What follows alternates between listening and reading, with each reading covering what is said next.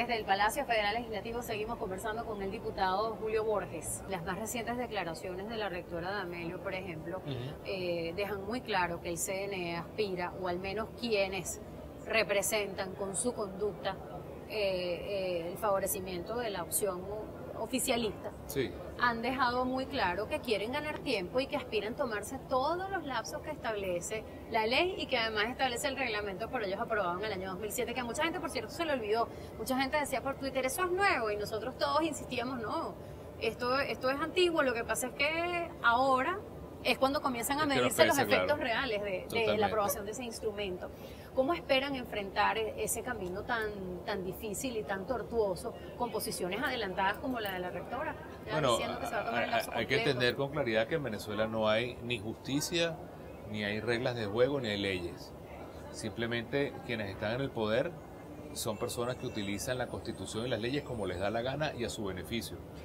Tú ves como el CNE al final es una sucursal del PSUV, como la Sala Constitucional del Tribunal Supremo de Justicia es una sucursal del PSUV, como en Venezuela no hay el gobierno de la ley, el gobierno de la Constitución, sino simplemente lo que le da la gana a quienes están en el poder, y ese es el gran reto del cambio que queremos en el país. ¿Cómo lograrlo ahora para que quien gobierna en Venezuela sea la Constitución y tengamos referéndum este año? Bueno, nos toca, y estamos muy conscientes, de desarrollar en todos los rincones de Venezuela una enorme presión, para lo cual contamos con todos los venezolanos, en los medios, aquí en la asamblea, en las universidades, en la calle.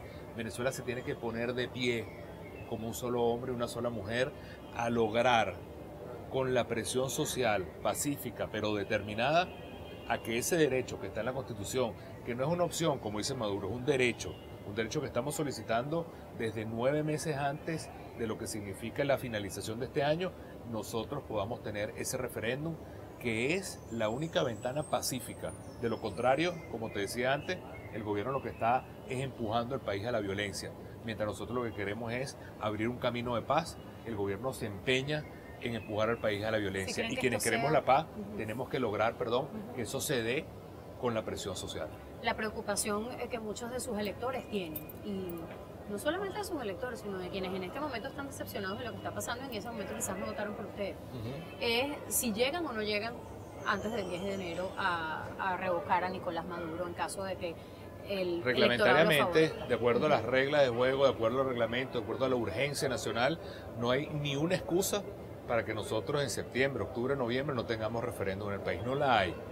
Nosotros ya tenemos ya las firmas, podemos recoger otras firmas inmediatamente, es decir, es un tema simplemente de entender, y ahí tiene que pesar sobre la conciencia de las 4 rectoras, que sobre ellas está la vida realmente de muchos venezolanos, el bienestar y el cambio pacífico de Venezuela, y que si ellas trancan este juego, sobre ellas y su conciencia pesará la violencia, la muerte a la cual ellos nos están empujando. Entonces es un tema donde estamos en una encrucijada muy clara.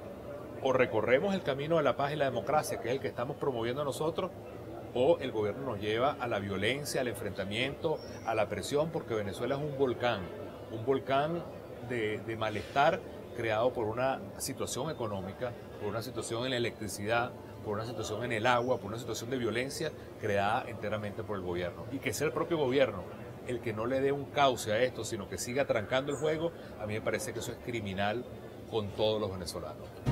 El diputado Héctor Rodríguez está con nosotros en su condición de jefe de la bancada del PSUV y sus partidos aliados. Habíamos querido desde hace mucho tiempo conversar con usted. Papel del Tribunal Supremo de Justicia en este proceso, a mí me parece crucial. Me parece importante juzgar aquí qué ha pasado allí. Porque sí hay un sector de la población, y además acompañado por el discurso de muchos diputados aquí de la Asamblea Nacional, que aseguran que la actuación del Tribunal Supremo de Justicia no es imparcial, que la actuación del Tribunal Supremo de Justicia es una suerte de apéndice del Partido Socialista Unido de Venezuela. Esto no lo dice Mariana Gómez, esto es citando las palabras de muchos actores políticos que así lo demuestran. Entre otras cosas, diputado, porque cada ley que se ha aprobado aquí, ellos dicen que es inconstitucional. Las actuaciones de la directiva de la Asamblea Nacional, inconstitucionales a través de decisiones del Tribunal Supremo de Justicia. Sí, pero eso no tiene que ver con las decisiones del Tribunal Supremo de Justicia, tiene que ver con el comportamiento de la Asamblea Nacional.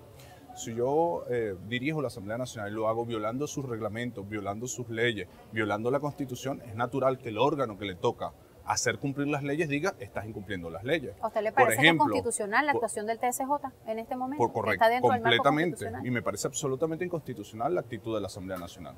Si yo convoco una sesión violando el reglamento, la sesión es ilegal. Si yo propongo una ley que me exige al Estado como un todo desaplicar la Constitución, desaplicar los tratados internacionales, el órgano competente de hacer cumplir la Constitución tiene que decir eso es inconstitucional.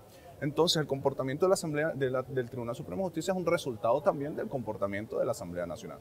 La Asamblea Nacional decidió ponerse en una actitud de desacato y ellos mismos lo han declarado así. Nosotros no vamos a acatar esa sentencia. Mira, las sentencias no son para reflexionarlas, son para acatarlas. En el 2002, tú lo sabes, el Tribunal Supremo de Justicia hizo una sentencia que a mí como chavista no me gusta, que no me parecía adecuada, que no me pareció justa, que decía que en 2002 no hubo golpe de Estado, sino un grupo de militares preñado buenas intenciones. Nosotros la podemos criticar, pero tenemos que acatarla, como lo hicimos. Hoy en día hay un conjunto de sentencias del Tribunal Supremo de Justicia que desde mi punto de vista, casi siempre en los tribunales, la parte que no le favorece la sentencia no le gusta y a la que le favorece, le gusta. Lo que tú no puedes decir, cuando me favorezca, la acato. Cuando no me favorezca, no la acato. Hay un tema que me gustaría tratar con usted que es relativo a los saqueos. Mire, hay cifras muy cruzadas, le voy a ser honesta aquí. Yo recogí unas del Observatorio Venezolano de la Conflictividad Social. Sí, Mala fuente. Y a mí que no le gusta. No pero, es que no me gusta, que es una fuente con poco criterio científico. Traigo aquí la fuente, la cito, y más allá de que usted crea en la veracidad de esa cifra o no, es mi deber decirle dónde la saqué, ¿no? Claro. Ellos ubican 107 saqueos entre saqueos e intentos de saqueo, en honor a la verdad, en el primer trimestre del año. Sí. Mire, esto tiene que ver con el origen de la Revolución Bolivariana. Sí. Cuando el Caracazo, yo recuerdo al presidente Chávez justificar o tratar de explicar por qué la gente salió a la calle desesperada a buscar comida. ¿Por qué lo hacen ahora? Mira. ¿Qué diferencia ese momento de este? ¿Por qué aquello se defendió? Es una con provocación tuya la pregunta que estás haciendo, quedándote 2 minutos, porque podemos hablar de la reacción del Estado en el Caracazo.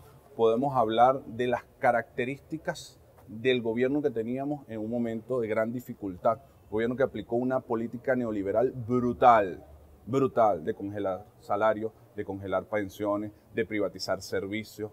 Teníamos, según declaraciones de los ministros entonces, más del 60% de la población en pobreza extrema. En esta dificultad económica, porque todos los gobiernos pasan por dificultad económica, lo clave es cómo responde el gobierno. Aquel gobierno respondió bajo la teoría del neoliberal. Estado mínimo, Estado pequeño, Estado que no se mete. Ahorita estamos respondiendo ante una gran dificultad bajo la teoría del Estado protector. Aumento salario, incremento pensiones, no paro escuelas, sigo entregando canaima, incremento salarios y también incremento pensiones, desarrollo las CLAP y me monto como Estado a proteger el pueblo. Yo creo que eso es lo clave.